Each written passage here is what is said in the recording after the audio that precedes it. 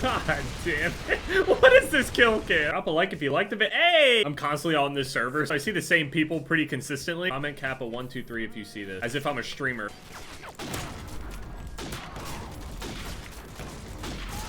I choke. I always choke. That's all I do. Like, there's really no other server to play, but like, it's just filled with a bunch of snipers and it's getting really annoying. Because these guys, I think, actually just sit down and play PC all day, so I'm not having too much fun. I just feel like I'm at this massive disadvantage half the time whenever I run into good players on PC, just because it's still pretty new to me.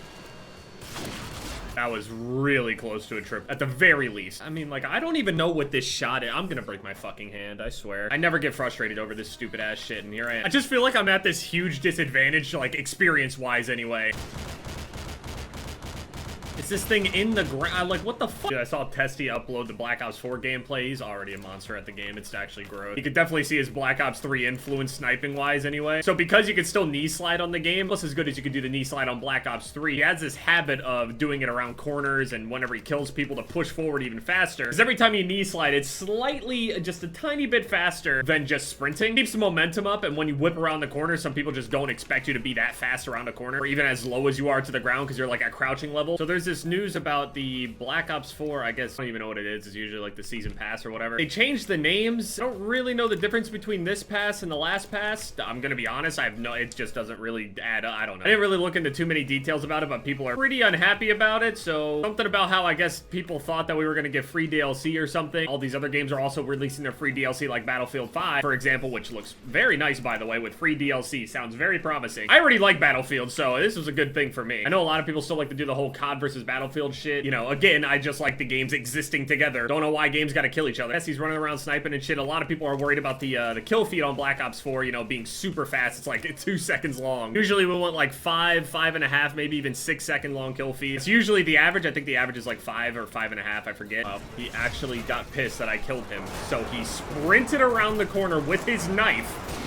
I'm gonna throw up. It's not gonna stay like that, obvious. There have been multiple betas at this point that have had, you know, really short kill feeds and stuff, and a lot of people have always been worried about it, and every single year, it's always fixed. No reason that a kill feed would go that fast in the full release of a game. Because even for information's sake, for the sake of, you know, the competitive aspect of the game as well, have all of the information, you know, down in the bottom left. When my teammate went around this corner and he killed this guy, now I know that he's not there. And then sometimes, you know, you're in the middle of gunfights and stuff, you and your teammates are dropping people, and certain people on your team are dying, and they're dying. You don't know who's alive or dead by the time you look back down sometimes. So even competitively, there's a reason to have the kill feed at least like 5 seconds. There's no reason to have like these 2-second kill feeds. And also, after watching Testy and the way that people are playing the game, I don't think we'll have much of a problem. I used to kind of be scared for the pace of the game. And yeah, I mean, at events, people do play differently than they would, you know, in general. And also, people that go to events generally are better than other people that just kind of buy the game up, don't really play that often. So the games will play differently. I was scared that the game would be so slow paced that even getting quad feeds would be something that's impressive. Even before I saw Testy's gameplay, I felt like, you know, I can still do it. It just might be harder, but the more that I watch him and the way that he was just able to slide around and move through the map and the way that the spawns are and the way that there's all these different alleys, at least on the maps that he was playing on, it's still definitely fast-paced enough to get quad feeds and shit on there. Obviously, when the kill feed goes to like 5 seconds or whatever. You know, I don't know what it is, and this might kind of like make the video kind of turn into like a negative light, but I don't really mean it that way. I just mean it in this way just like as a person, and I kind of just want to talk to people about it. I recently just, you know, as time passes and stuff, ever since I was a kid, I would feel bad for things, and I would be able to sympathize with other people, you know, when bad things happen and whatever. I genuinely did always feel bad about things, but recently my sense of empathy has just been off the fucking charts, and it's kind of been kicking my ass,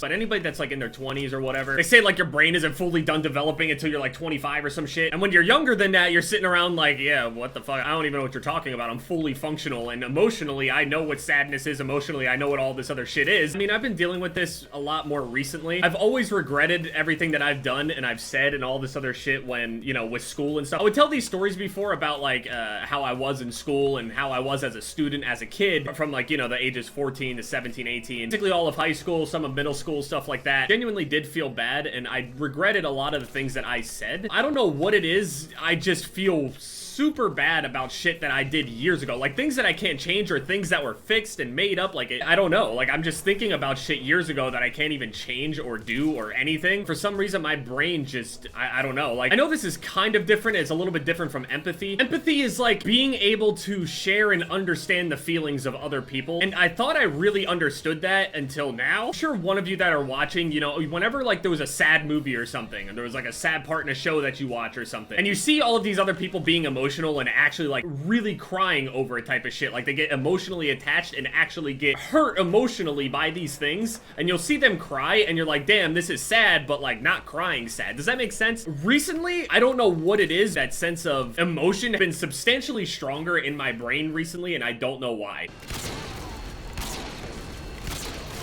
Oh, I don't know.